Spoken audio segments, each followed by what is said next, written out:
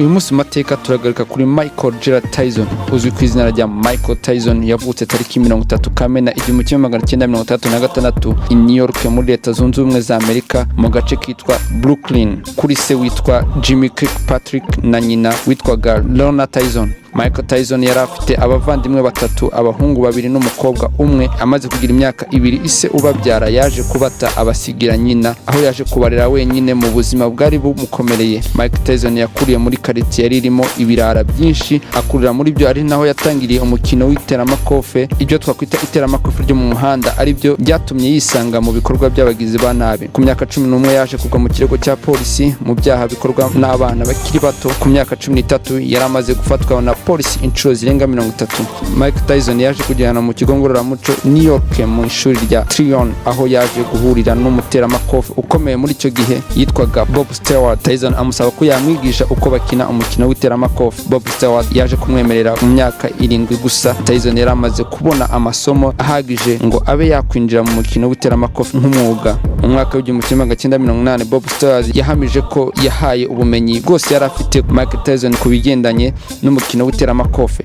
Mike Tyson yaje kubona undi mutoza witwaga D'Amato wari ufite inzu y'imyitozo mu bigendanye no kubaka umubiri, amusaba kugumana nawe niba yifuza kuzaba umuteramakofe wa mbere ku isi. Tyson yaje kumwemerera baragumana nyuma yo kuva mu kigo ngororamuco. Mu 1982 Tyson yaje gupfusha nyina umubyara azize kanseri, akaba ahamya ko atigeze abona nyina amwishimira bitewe n'ubuzima yabagamo bw'ubugizi bwa nabi. Tyson yaje gukomeza imyitozo ye aho yaje kwegukana imidari myinshi. Michael Tyson yaje guhiga abandi mu kugira ibiro byinshi, ndetse aba umuntu wa mbere wabashije gutsindira amarushanwa atandukanye mu rwego rw'isi nka WBC, WBA ndetse na IBF ku myaka 24 n'iminsi 22. Nyuma yaho Tyson yakomeje gukora imyitozo ndetse agenda atera imbere kurushaho. Mu mikino 58 mpuzamahanga Tyson yakinye yabashije gutsindamo imikino 50, harimo 44 itarabashije kurangira igihe cyateganijwe bitewe n'uko yabaga ateye icyo bita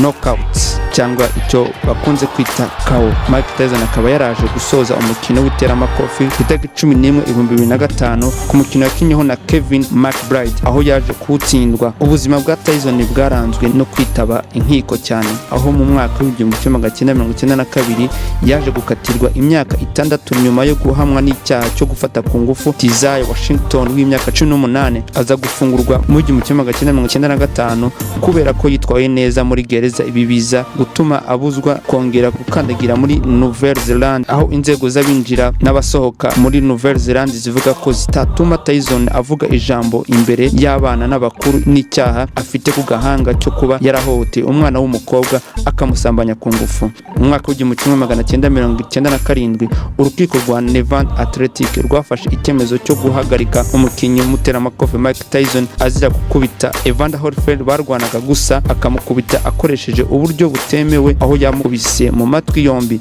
Tyson yahanishijwe amande angana na miliyoni 3 z'amadolari. Ahanishwa gukora imirimo ifitiye igihugu akamara, aho yamaze umwaka ari muri ibi bihano. Tyson yaje gusaba imbabazi kuri ibi yakoreye Holyfield mu mwaka w'2009 mu kiganiro gitambuka kuri televiziyo cya The Oprah Winfrey, maze Holyfield yemera kumubabarira. Ubu ni inshuti zikomeye. Tyson ubu arabarizwa mu bakinnyi ba za filime, aho yagaragaye muri Ip Man 3 ari kumwe na Donnie Yen. Isabukuru nziza kuri Mike Tyson.